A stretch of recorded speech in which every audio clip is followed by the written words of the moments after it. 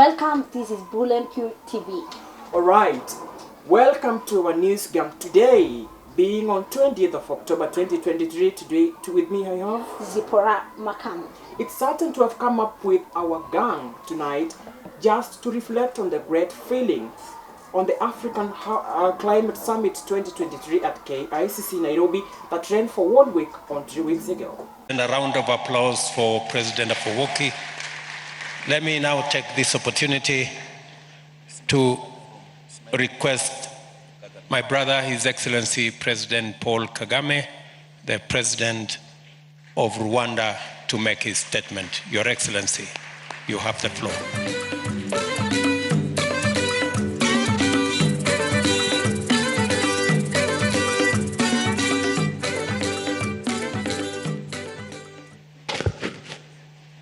Excellency, Dr. William Samoei Ruto, President. The great question that popped in our minds was, why Kenya? Why under the President Ruto? Why not other white-haired men who've been in office for quite a decade, but rather a fresh Ruto on office? For instance, here is everything that you need to know about the African Climate Summit. I hope this summit will serve as a good foundation for discussions later in this year at COP 28. I thank you for your kind attention, and Mr. President, thank you for convening us here. Round of applause for President Paul Kagame. Thank you very much, Your Excellency. On this date, it's a kicker and a tech. Fellow Kenyans, the kicker and the tech content that Kenya has just had a great moment on the international platform. The inaugural African Climate Summit was of no doubt on every great moment for the Kenyans. Indeed, for the last few weeks, it was a huge international headlines from the Kenyatta International Convention Center, KICC in Nairobi. Many African leaders wrote a chapter in complex and evolving story of the global climate change, and it was a great moment for Kenya as the host of the summit, which manifested a high sense of organization resources that ranged from persons, venues, and even equipment that made the great conversation possible. And sharing in the pride of the country was His Excellency, the President William Samoei Ruto, who is the host of the center of the activities at the KICC. Across the 3 days, the President made many trips to the podium to deliver one speech after the other. And that iconic closing ceremony walk, he led African leaders in reading the Nairobi Declaration. President Ruto again emerged not just as the host, but also the spokesperson of the African leaders and the voice of the African Climate Summit 2023. The goodwill was unmistakable. The president and the country were the center of critical global conversation of a kind Kenyans have never had before. The summit was much welcomed, elevated pedestal not just for the country to add its voice to the climate change discourse, but also to take a break from a period of much lower standards. Fellow Kenyans, there is no debate about the past few weeks. We looked good, we sounded good, and arguably we took our rightful place in the hearts and minds of many, and at the high table of the community of nations. Deep down as Kenyans, we know we made for such great moments, and we know that the African Climate Summit was one such moment that left us feeling good.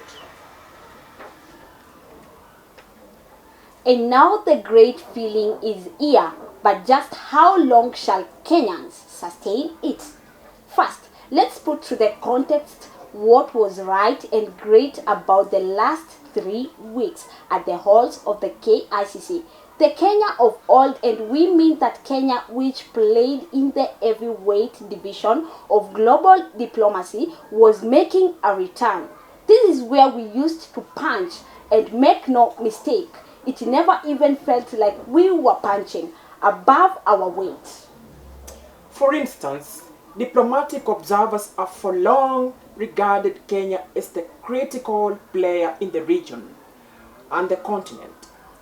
Whether you date this as far back as the years of the Cold, was all fast track in the decades of civil wars around us.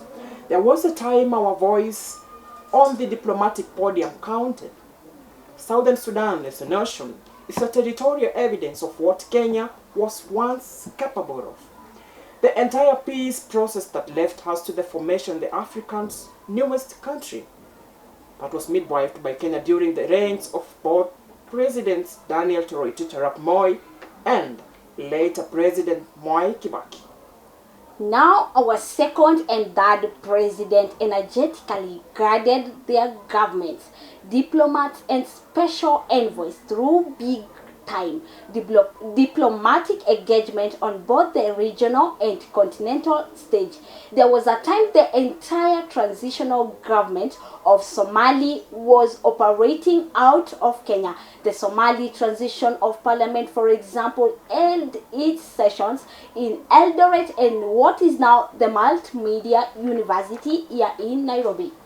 For instance, and we can make reference to that history from one reason, and that is the statesmanship that went into making Kenya a player of the big leagues. Diplomacy was then, as if today, a game of the big boys, and I don't mean gender here. And with the climate change summit, the first step towards the big state might just have been made. And to be honest, now falls on President Ruto to complete the thread. On the stage at KICC, President Ruto with no doubt impressed his peers that included some Africa's longest-serving heads of state and the government. He took the battle to the Western powers as he articulated the African argument for reform in the global financial system. The delivery was firm, persuasive, and the tone was honest, respectful, and most certainly earned the attention of the audience. Let's quote is climate change is a big league affair. Let's face it. Indeed, its climate change also belongs to the arena of the II deals, for which President Ruto acquitted himself well at KICC. But for us to sustain the global feeling, the last 3 days at KICC, our national discourse must start embracing II deals in tone, manner, and subject. We mentioned the lowly prelude to the Nairobi summit not too long ago. We had snaring at each other and pleading with the international community just to come and help us resolve some domestic quarrels. At the KICC, we put on a great show as a country and in a manner that must have confounded close observers of our news were. And so today we persuade that the good show must continue and that great feeling should, as national interview, be sustained. The duty of that leading interview falls squarely on President William Ruto, who should now help elevate the quality of our national discourse to match the ideals for which we are now known after the impressive hosting of the African Climate Summit. Should not be seen as our proverbial Sunday best, but as part of our everyday wear as Kenyans. We are capable of good and great both abroad and at home. On the national scene, Kenya is still reeling from a divisive aftermath of the election held more than a year ago. The journey towards healing on the cause but can be fast-tracked by the KICC, like II deals endeavor. For one, President must now firmly step forward and assume his rightful place as the symbol of the national unity, on line with Article 131, 1A of the Kenyan 2010 Constitution. Indeed, about 16 years ago, in his days as the member of the ODM Pentagon, the then member of parliament for Eldoret North, William Ruto, had some weighty advice for party boss and now political opponent Raila Odinga.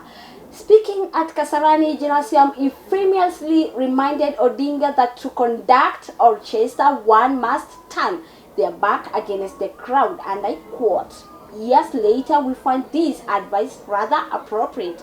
For now, President Ruto. Indeed, to conduct the orchestra, the president must turn back against the crowd.